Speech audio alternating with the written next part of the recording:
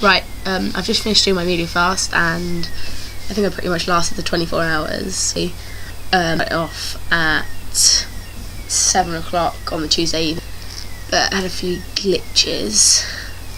Had to delay it because I was in a bit of a bad mood, which I felt I needed to rely on the media to distract me from it, so I had to watch TV, which is quite interesting about how we rely on the media and television in particular, like almost as if my own company wasn't enough and almost wasn't used to it. Also, I was planning to go out, therefore I was inevitably going to be exposed to music, and also I felt that going out without my phone was probably not the safest idea. So not only with social media and media in general needed in our life for pleasure and to make things better, but also more practicality and safety, which I think the practical side was probably what I missed most of all in the 24 hours.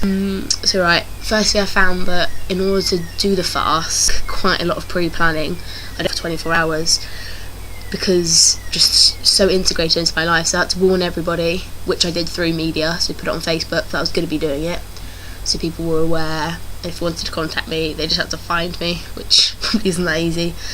And then things I perhaps didn't expect, so things or didn't think about, so things like the gym.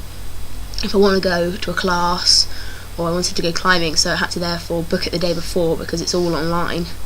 And also even just doing my laundry, which seems like such a traditional thing to do. However, to top up my laundry card I had to go online, so I had to pre-plan that I was going to do my laundry and I was going to go to the gym the day before, so I had to sort all that out, and obviously had to check my lecture timetable online and things like that. Just the integration beyond, as I said, more the practicality and the necessity rather than the enjoyment side. So I started it eventually at 10:30 the next day. I sort of started with my phone on, but just hearing it go off got a bit too much, so I had to turn it off completely. And then I was sort of exposed to a bit of media throughout the day, which was just completely out of my control. Once again, just showing like the pure integration into my life. I went to meet a friend and she had a TV on, had to ask to turn it off. Also, in the middle of the night, last night at about 4 o'clock in the morning, my phone kept ringing, so I had to turn it on, so I had my alarm in the morning. I probably left it to ring 3 times, I think, just thinking I'll ignore it. It's probably just someone making a drunken phone call, and then I thought, in terms of security and safety for the person, I should probably pick up the phone. So yeah, I ended up having a quick chat on the phone with someone who I think I had much choice over that, so not being too harsh about it. Also, the lecture this morning, the media studies lecture, there were a few images and things like that, and obviously someone else's media, I guess, could be their own quotes, things like that, so I was exposed to that. However, once again, that's rather out of my control. Unless I just sat in my room on my own, there wasn't much I could do to avoid that. But yeah, overall I think I did pretty well at avoiding it. I didn't, out of my own choice, look at anything. I didn't look at my phone, I didn't go on my computer, I just had it off. Didn't turn on the TV, I didn't look at any books or newspapers or anything like that. Right, so how I felt it went, or how difficult it was, I think that, as I've sort of mentioned, I found that the consumption was perhaps harder than the production in terms of my media intake and output. I think I wasn't really tempted to go on Facebook and write a status or look through things or go on Twitter or phone or text anybody else. It was more the fact that I knew I had things to consume, so I had messages, I had phone calls, but I could not look at them. I mean, I don't know if knowing that it was there and I couldn't look at it made it worse than it would be if I was allowed to. So obviously you want what you can't have, so I don't know if that temptation made it worse than it would be on a general day without having media.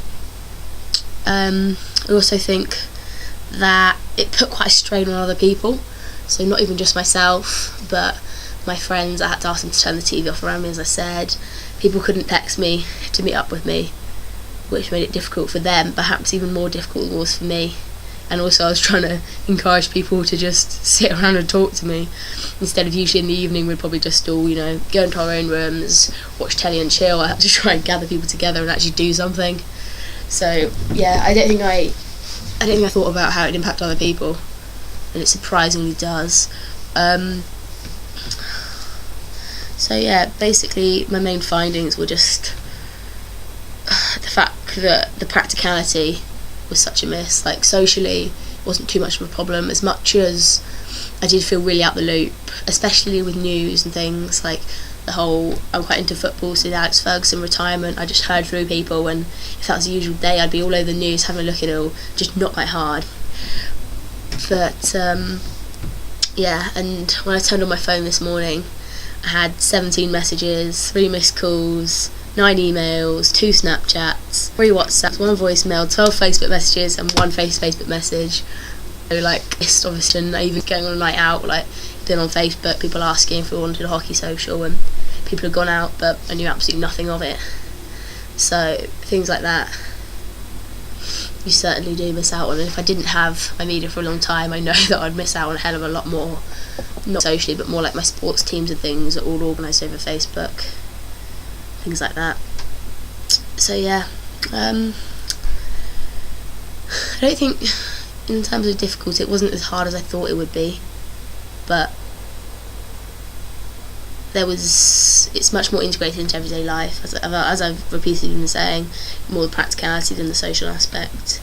So I don't think I'd be jumping into a 24 media fast anytime soon, or be wanting to delete my Facebook or take myself off social media, because not only do I enjoy doing it and I find it relaxing, but it's just convenient, like, in our life. It's very difficult to live without it, and that's what I've found. Thank you very much for listening.